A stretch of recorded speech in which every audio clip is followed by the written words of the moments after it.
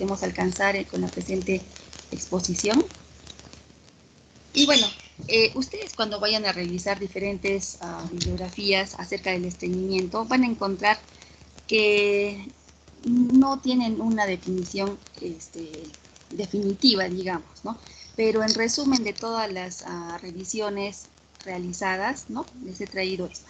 Es un problema común en la edad pediátrica que se caracteriza por la disminución de la frecuencia de las deposiciones, tomando en cuenta la edad del paciente, y que se acompaña de la alteración de las características de las mismas, en cuanto al tamaño y la dureza. Y también se acompaña de diferentes manifestaciones como el dolor, el malestar, las posturas de evitación y pérdidas fecales que vamos a ver a continuación. Entonces, para poderla diagnosticar, tenemos que tener algunas bases fisiológicas en conocimiento. Así es, el hábito defecatorio normal varía con la edad, especialmente por debajo de los 4 años. El promedio de deposiciones de un recién nacido es de 4 a 6 veces al día, siendo menor en los que toman fórmulas para lactantes. En los recién nacidos con lactancia materna exclusiva, pueden realizar una deposición líquida, semilíquida o grumosa tras cada toma, esto debido al reflejo gastrocólico, y defecar en 10 a 12 oportunidades al día. Algunos lactantes de 3 o 4 meses, independientemente del tipo de alimentación, defecan 2 veces al día, mientras que otros lo hacen cada 3 o cada 5 días, pero con una consistencia blanda y sin esfuerzo defecatorio. Esto es importante que lo tengan en cuenta. Con la edad va disminuyendo la frecuencia de las deposiciones. Para los 2 años, por ejemplo, la frecuencia media es de 2 veces al día. La media a los 4 años es de 1 o 2 veces al día. Posteriormente, el hábito defecatorio es semejante al de un adulto, que suele ser de 3 veces al día hasta 3 veces a la semana. La clasificación del estreñimiento, este puede ser agudo cuando es menos de 8 semanas, crónico cuando es más de 8 semanas, el estreñimiento funcional que posteriormente vamos a estudiar, ¿no? Ocupa el 95% de los casos, y el estreñimiento orgánico solo el 5% de los casos, como vamos a ver a continuación. En cuanto a la epidemiología, el 3% de las consultas de pediatría en general, ¿no? Son por estreñimiento del 10 al 25, el 3% de las consultas de pediatría general corresponden al estreñimiento, y suben a un 10 al 25% en las atenciones por gastroenterología pediátrica. La prevalencia media del estreñimiento funcional en niños va entre el 12% y el 14%, y no se ha encontrado en los diferentes trabajos que se han realizado, no han encontrado una diferencia significativa en cuanto al sexo, en cuanto a los antecedentes socioeconómicos y a la influencia cultural. La incidencia máxima de estreñimiento ocurre en el momento de control de esfínteres, porque ya vamos a ver que se da en diferentes momentos durante la vida, ¿no? Pero en los diferentes estudios, ha puesto de resumen, ¿no? Que su incidencia máxima ocurre en el momento de control de esfínteres, como lo dijimos anteriormente, sin diferencias en el sexo, y son distribuidos equitativamente entre las diferentes clases sociales, sin relación con el tamaño de la familia, posición ordinaria del niño, en la familia o la edad de los padres. Los niños con estreñimiento tienen tasas más altas de incontinencia fecal que las niñas. Entonces, una vez que tengamos estas bases fisiopatológicas o fisiológicas, vamos a pasar a la etiología y fisiopatología del estreñimiento. Entonces, para eso tenemos que saber lo siguiente, ¿no? Que la defecación inicia con el llenado fecal del recto, que incita un reflejo de relajación del esfínter anal interno. El individuo lo percibe y responde con la contracción voluntaria del esfínter anal externo.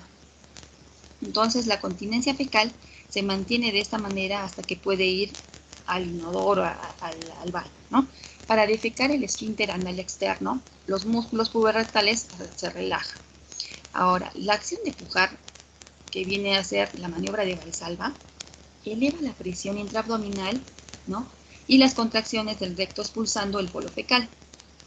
En condiciones normales, el epitelio sensorial de la región anorrectal informa al individuo las características físicas del contenido, sea este sólido, líquido o gaseoso. El colon almacena y deseca las heces líquidas que vienen del ilio. y el principal estímulo de las contracciones propulsoras del colon es el reflejo gastrocólico, desencadenado por el acto de comer. El contenido nutricional que llega al colon influye en la consistencia de las heces y en la frecuencia de la defecación.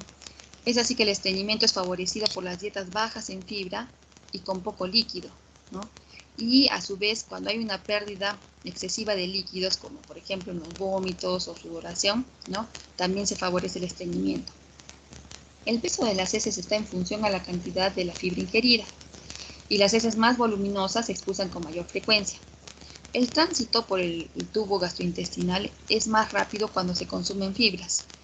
Y es bueno también que nosotros sepamos, ¿no?, que el tiempo de tránsito en los lactantes de 1 a 3 meses es de 8.5 horas. 16 horas en el lactante mayor, ¿no? Y este tiempo, ¿no?, de tránsito intestinal aumenta con la edad y es de 24 horas aproximadamente en los niños de 10 años y en los adultos es de 30 a 48 horas. La disminución de la actividad física, o sea, el sedentarismo, que estamos viviendo en esta época de pandemia con mayor predominancia, predispone al estreñimiento. El estrés y los cambios funcionales pueden alterar la frecuencia de evacuaciones, como por ejemplo las vacaciones, los campamentos, el regreso a clases o cuando no haya la privacidad correspondiente. Entonces, la causa más común del estreñimiento en niños es la retención voluntaria de las heces ocasionada por una experiencia de defecación dolorosa, acompañada o no de una fisura anal.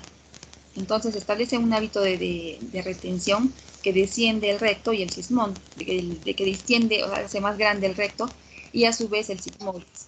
El bolo lleva más tiempo retenido y entonces, por ende, sufre una mayor resorción de agua y electrolitos y forma una masa de impactación, es decir, una masa endurecida, difícil de evacuar.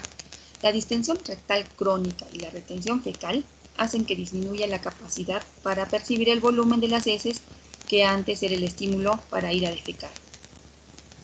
El dolor al defecar produce un bloqueo voluntario de la defecación y el conocido círculo del dolor, que lo vemos en esta diapositiva, ¿no? Entonces, los fecalomas causan fisuras al ser evacuados la defecación con un bloqueo voluntario de la misma. Hay mayor retención fecal, hay distensión rectal, hay la compactación y la deshidratación fecal y nuevamente inicia el ciclo con los fecalomas, ¿no? Ahora, hay varios agentes medicamentosos que están relacionados con el estreñimiento en niños, como por ejemplo los agentes antiinflamatorios no esteroideos, algunos anestésicos, analgésicos narcóticos y opiáceos, anticonvulsivantes, antipsicóticos, el bario que se utiliza en las radiografías de colon contrastado, por ejemplo, algunos bloqueadores de los canales de calcio como el de verapamilo, ¿no? Fármacos colinérgicos y simpaticomiméticos, los fármacos que disminuyen la motilidad y algunos minerales como por ejemplo el aluminio, el calcio, el hierro, el plomo, el mercurio, el arsénico y el bismuto. Entonces, ¿cuáles son los factores que favorecen los episodios agudos de estreñimiento? Como les mencioné antes, ¿no?, en los estudios se han visto todos estos factores favorecedores de estreñimiento, pero ya les he mencionado cuál es el más frecuente, ¿no? Pero dentro de ellos está el inicio de la alimentación con fórmulas, la dieta pobre en fibra, poco aporte de líquidos, el exceso de lácteos en la dieta, ayuno prolongado, las enfermedades intercurrentes, la fiebre, la inmovilidad o sedentarismo, la retirada del pañal, el inicio de la escolarización, las lesiones anorrectales o fisuras. Entonces, para el diagnóstico del estreñimiento, tenemos que utilizar la historia clínica adecuada, ¿no?, bien elaborada, que ya hemos mencionado en la clase anterior, y un examen físico también completo. En cuanto a la historia clínica, tenemos que consignar una historia dietética que valore la ingesta de frutas, verduras, legumbres, lácteos y líquidos. En cuanto a la anamnesis dirigida, se van a describir las características de las heces, como la frecuencia, cómo es el volumen, la consistencia, la edad en que empezó la clínica, la sintomatología asociada que puede orientar hacia un trastorno funcional o hacia una posible etiología orgánica del problema, como vamos a ver en los cuadros posteriores. A veces el único motivo de consulta es el dolor abdominal recurrente, que suele ser periumbilical. La existencia o no de trastornos miccionales como la enuresis, la infección urinaria y la disuria. También son importantes los antecedentes personales como retraso en la eliminación del meconio, más de 48 horas, existencia de patología extradigestiva, especialmente urinaria y respiratoria, la atopía y la toma de fármacos que ya hemos mencionado en el cuadro, cuáles son los que predisponen al estreñimiento. Los antecedentes familiares también, buscando alguna existencia, alguna patología autoinmune, o el estreñimiento, la enfermedad de Hirschsprung o las alergias. Luego de la historia clínica completa, pasamos a la exploración física, ¿no? Entonces es importante una exploración física completa, ¿no? Y luego la exploración abdominal buscando la existencia de distensión, fecalomas palpables, la exploración anal, el examen lumbosacro, ¿no? La exploración neurológica, que incluye la marcha, el desarrollo psicomotor, la inervación de las piernas, el reflejo cromasteriano, todos los reflejos cutáneos perianales y la contracción voluntaria del esfínter externo. Entonces, para el diagnóstico se recomienda usar, primeramente vamos a ver los criterios de Roma. Entonces, dentro de los criterios de Roma, ¿no?, se consideran dentro de los trastornos funcionales abdominales, ¿no?, en los niños, la constipación funcional, ¿no?, la constipación o estreñimiento funcional y la incontinencia fecal no retentiva, ¿no? Entonces, ahora vamos a ver estos criterios diagnósticos para el estreñimiento funcional, los criterios de Roma 4. Entonces, incluyen 2 o más de los siguientes criterios, al menos una vez por semana, por lo menos un mes, sin criterios suficientes para el diagnóstico del síndrome de colon irritable. Entonces, en los niñitos mayores de 4 años, ¿no?, deben presentar 2 o menos deposiciones a la semana, al menos un episodio de incontinencia fecal por semana, posturas retentivas y comportamiento de evitación de defecación dolorosa, es decir, una retención excesiva de heces, el antecedente de evacuaciones intestinales dolorosas o endurecidas, la presencia de una gran masa fecal en el recto y la historia de heces de gran diámetro que pueden obstruir el inodoro. Entonces, después de una evaluación apropiada, los síntomas no pueden explicarse de otra condición médica de fondo o una base orgánica. Entonces, ya hemos visto los criterios de Roma 4 para los niños mayores de 4 años. Para los lactantes y niños menores de 4 años son los siguientes: 2 o menos defecaciones por semana, al menos un episodio a la semana de incontinencia fecal, después de haber adquirido hábitos higiénicos. En tercer lugar, una historia de retención fecal excesiva. Cuarto, defecación dolorosa o expulsión de heces duras. Quinto, heces de gran diámetro en el recto o palpables a nivel abdominal. Sexto, historia de heces grandes e incluso que pueden obstruir el inodoro. Entonces, los síntomas y signos de alarma deben usarse para identificar una enfermedad subyacente responsable del estreñimiento. Si solo está presente un criterio de Roma 4 y el diagnóstico de estreñimiento crónico es incierto, un examen digital del ano o del recto para confirmar el diagnóstico y excluir otras condiciones médicas subyacentes es necesario.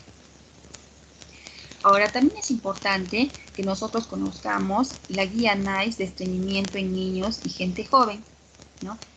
Entonces, el conocimiento de estas guías, ¿no?, nos van a orientar hacia un manejo en base a un diagnóstico basado en la historia clínica, en el patrón de deposiciones y síntomas clínicos en natación de primer y segundo nivel.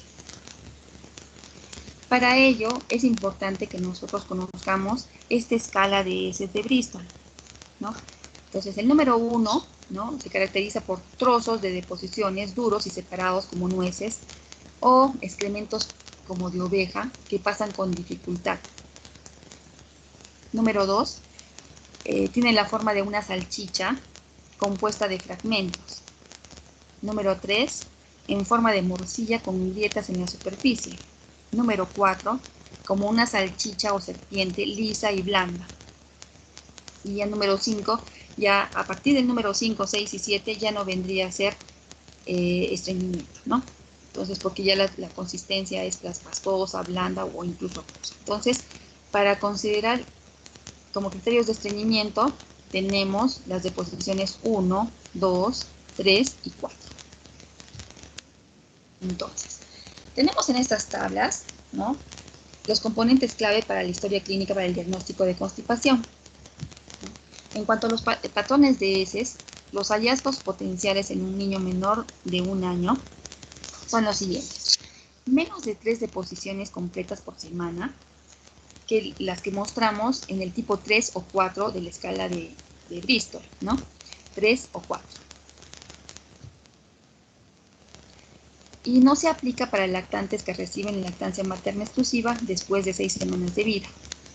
Las deposiciones son duras y grandes o deposiciones de conejo, tipo 1 en la escala de Bristol.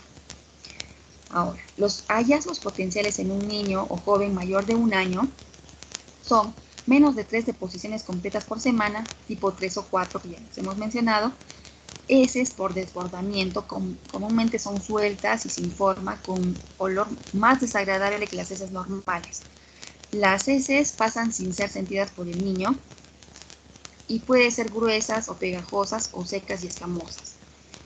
También se pueden presentar deposiciones de conejo, que es la deposición tipo 1 en la escala de Bristol, o también pueden ser heces grandes y poco frecuentes que pueden bloquear el inodoro.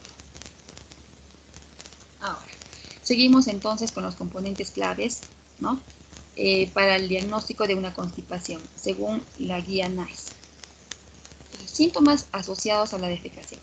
En menores de 1 año, angustia al defecar, sangrado asociado con heces endurecidas y un esfuerzo durante la defecación. En mayores de 1 año, pobre apetito, que mejora con la evacuación de heces voluminosas, crecimiento y disminución del dolor abdominal en cada evacuación. Evidencia de posturas retentivas, ¿no?, una postura típica de piernas rectas, de puntillas y la espalda arqueada. También hay un esfuerzo durante la defecación y dolor anal. En cuanto a la historia clínica, ¿no?, los hallazgos potenciales en un niño menor a 1 año es el episodio previo, 1 o más episodios previos de constipación. Y se objetiva en el examen físico la fisura anal actual o previa. Y en los niños más grandes de 1 año, episodios previos de constipación, la fisura anal actual o previa y las evacuaciones intestinales dolorosas y sangrado asociado con las heces duras. Seguimos con los componentes clave de la historia clínica para el diagnóstico de la constipación.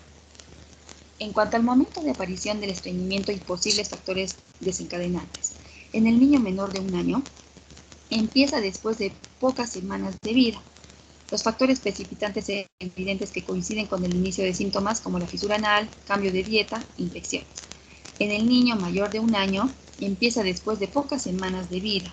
Factores precipitantes evidentes que coinciden con el inicio de síntomas como las fisuras, cambios de dieta, el momento del entrenamiento para ir al baño, un evento agudo como infecciones, cambio de domicilio, inicio de clases escolares, los miedos, las fobias o usar algunos medicamentos que ya les he descrito. Los hallazgos de alerta y pistas de diagnóstico que indican un trastorno o afección subyacente, es decir, un estreñimiento orgánico, ¿no?, es que este es reportado desde el nacimiento o en las primeras semanas de vida. Entonces, luego seguimos con la inspección del área perianal, la apariencia, posición, permeabilidad, ¿no? Entonces, encontramos pistas de diagnóstico que indiquen estreñimiento idiopático cuando la apariencia es normal del ano y el área de alrededor. En cambio, son hallazgos de alerta que indican un trastorno subyacente, es decir, un estreñimiento orgánico. La apariencia, posición, permeabilidad del ano, como el encuentro de fístulas, equimosis, fisuras múltiples, ano muy contraído, el ano anterior, orificio anal ausente. En cuanto al examen del abdomen, nos indica un estreñimiento idiopático cuando el abdomen está blando, plano o distendido de acuerdo a la edad, o si el niño está en sobrepeso.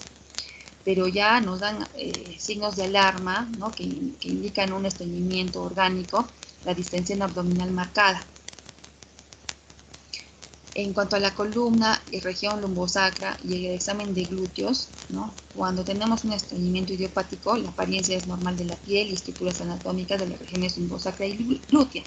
Pero sin embargo, cuando ya tenemos un estreñimiento de tipo orgánico, las anormalidades que se puedan encontrar es la simetría o aplanamiento de los músculos glúteos, agenesia del sacro, nevos, parches pilosos, un lipoma, hoyuelo central y la escoliosis.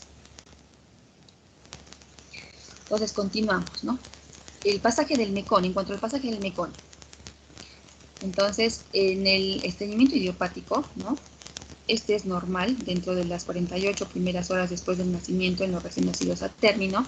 En cambio, nos indican un estreñimiento orgánico cuando hay una falla o retardo en la evacuación del meconio más de 48 horas después del nacimiento en recién nacidos a término. En cuanto al patrón de las deposiciones, ya las hemos mencionado anteriormente, ¿no? Pero signos de alarma es cuando encontramos, ¿no?, en el estreñimiento orgánico las heces acintadas, mayormente en los niños menores de un año. En cuanto al crecimiento y bienestar general, ¿no? Cuando es un estreñimiento idiopático en menores de un año, generalmente están bien, ¿no?, con buen peso, buena talla, y estas están dentro de límites normales. En mayor de un año también se encuentra por lo general sin alteración del peso, talla, y se encuentra un paciente saludable y activo. En cambio, cuando es un estreñimiento orgánico, muchas veces hay que estar vigilando los signos de descompensación en cualquier momento del estreñimiento. Los síntomas en miembros inferiores y desarrollo locomotor. Entonces, cuando es un estreñimiento idiopático, no hay problemas neurológicos en miembros inferiores y el desarrollo locomotor es normal. En cambio, cuando hay un estreñimiento orgánico, encontramos una debilidad en miembros inferiores o un retardo locomotor en el momento de la exploración que muchas veces ha pasado desapercibida en las evaluaciones anteriores. En cuanto a la evaluación del abdomen, ¿no?, los que nos indican un estreñimiento orgánico es una distensión abdominal marcada que se acompaña de vómitos. En cuanto al examen neuromuscular de miembros inferiores, incluyendo tono y fuerza, vemos que estos son normales y la marcha subtrófica en los pacientes que tienen un estreñimiento idiopático. En cambio, en el estreñimiento orgánico podemos encontrar una deformidad de los miembros inferiores, signos neuromusculares, anormalidades inexplicados por alguna condición existente como parálisis cerebral, por ejemplo.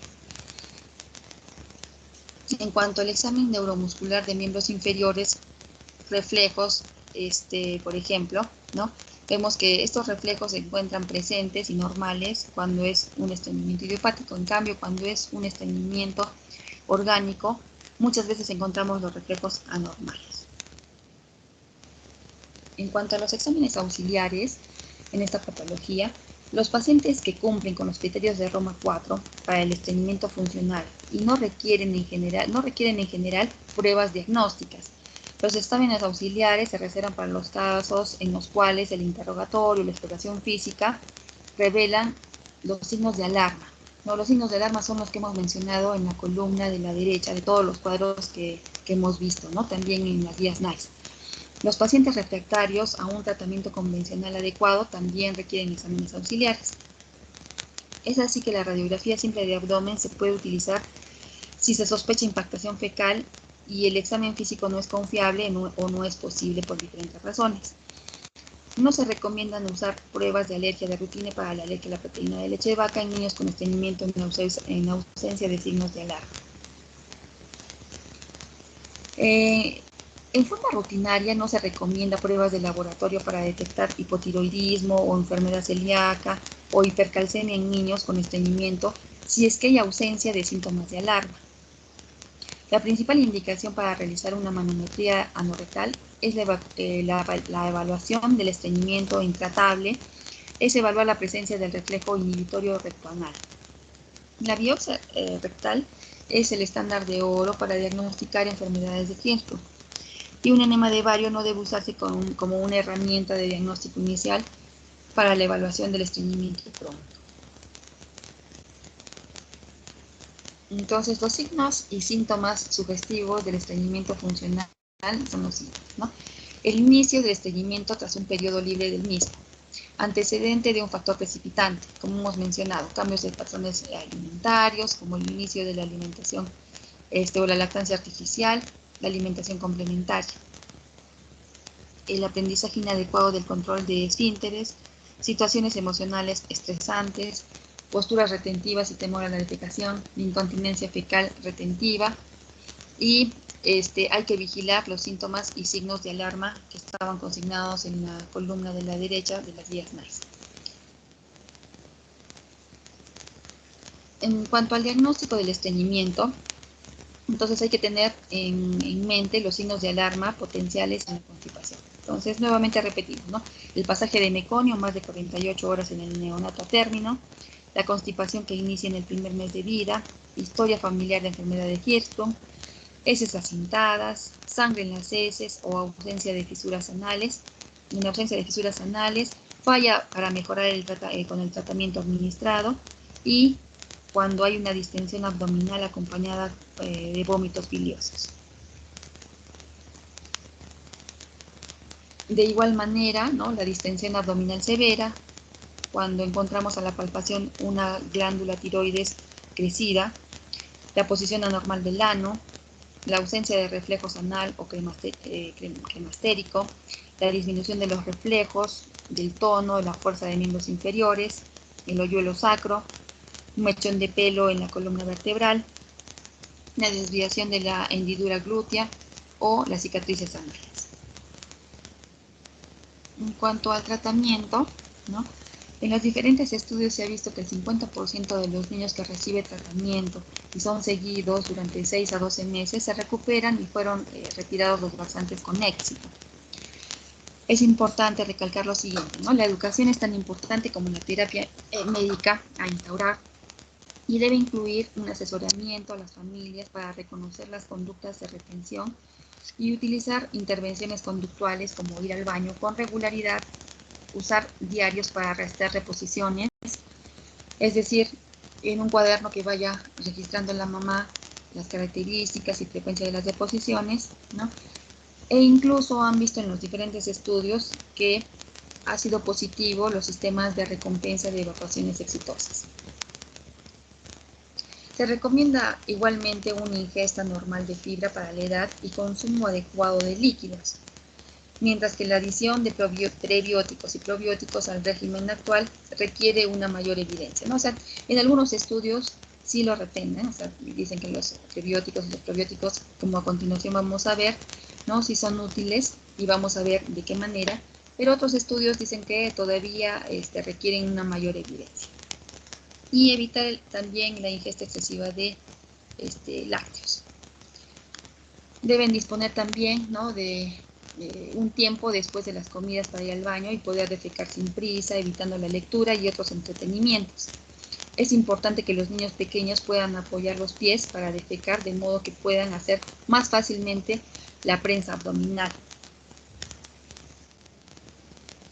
El enfoque farmacológico ya consta de 2 pasos, ¿no?, que es la desimpactación oral o rectal para los niños que presentan impactación fecal, y la terapia de mantenimiento para prevenir la reacumulación de heces usando una variedad de agentes que vamos a ver después. El polietilenglicol en los diferentes estudios es la terapia de primera línea, y 3 revisiones Cochrane recientes muestran su superioridad en relación a la lactulosa. Deben evitarse el empleo rutinario de enemas y otros fármacos por vía rectal y limitar su uso a situaciones puntuales. El tratamiento debe instaurarse lo más precoz posible.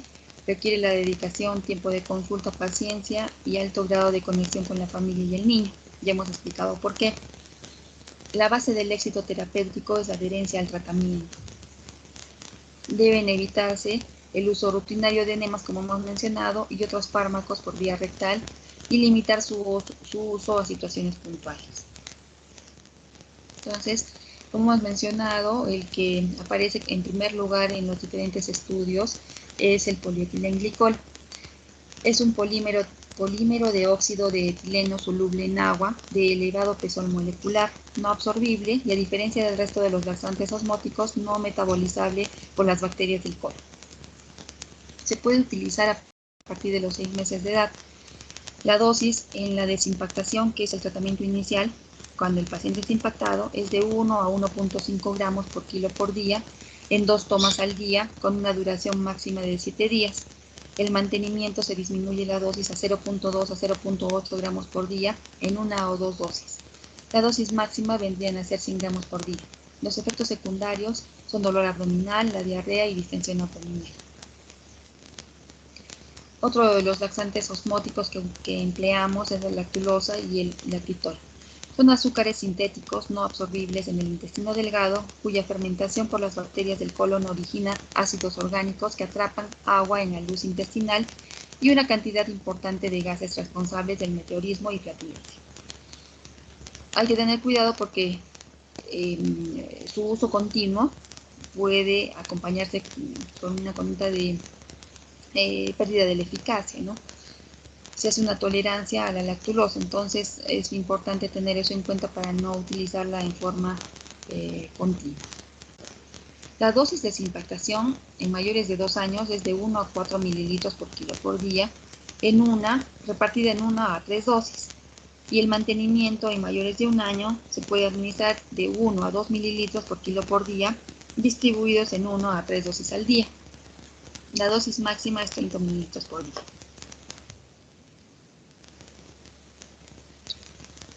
Ahora, otros laxantes lubricantes son, por ejemplo, el aceite mineral.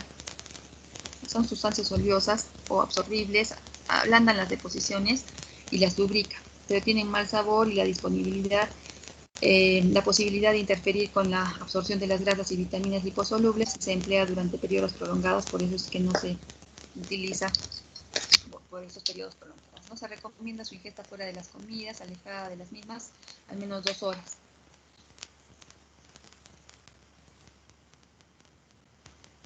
Ahora, los laxantes estimulantes provocan un aumento de la concentración peristáltica del colon, ¿no? Así tenemos las sales de magnesio, que deben ser usadas con precaución en menores de 1 año, y los enócidos y el bisacolino.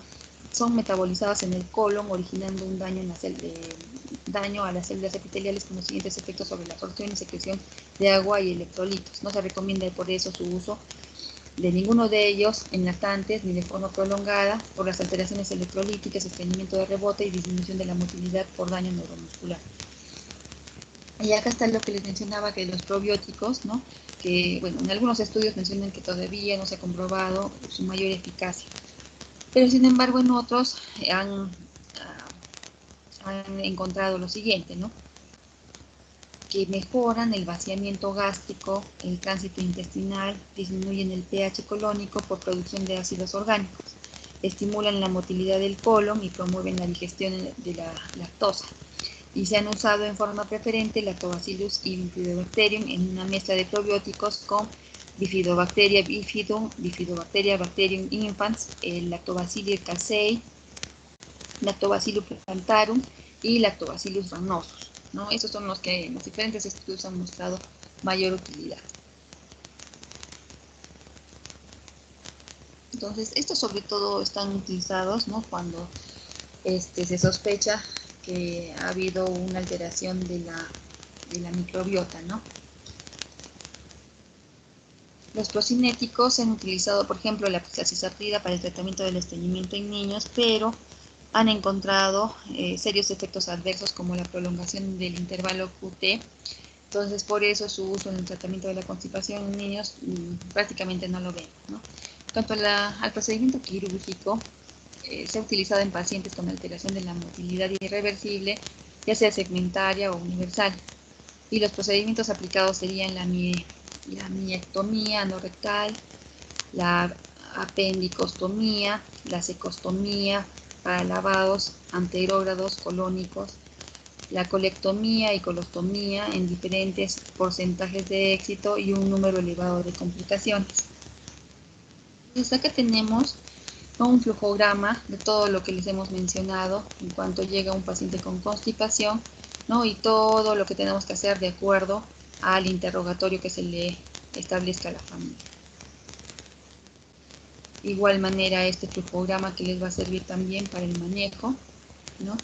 En cuanto a la impactación fecal o fecaloma, ¿no? Tenemos que tener la definición, que es un acúmulo de heces duras y compactas en las porciones distales del intestino grueso y o el recto, con dificultad para su eliminación espontánea.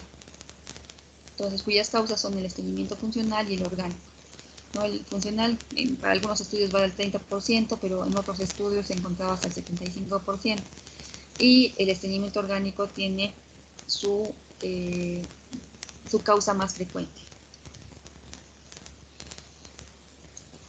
Los síntomas vendrían a ser el dolor abdominal recidivante, la anorexia, meteorismo, infección urinaria, los vómitos, la saciedad precoz, la desnutrición, la diarrea, pero esto es por rebosamiento, ¿no? Viene a ser la pérdida de heces líquidas, pero por rebosamiento, y sin embargo, las heces impactadas están en el medio, ¿no? Y a los costados de esas heces endurecidas sale deposición algo líquida, pero es por rebosamiento.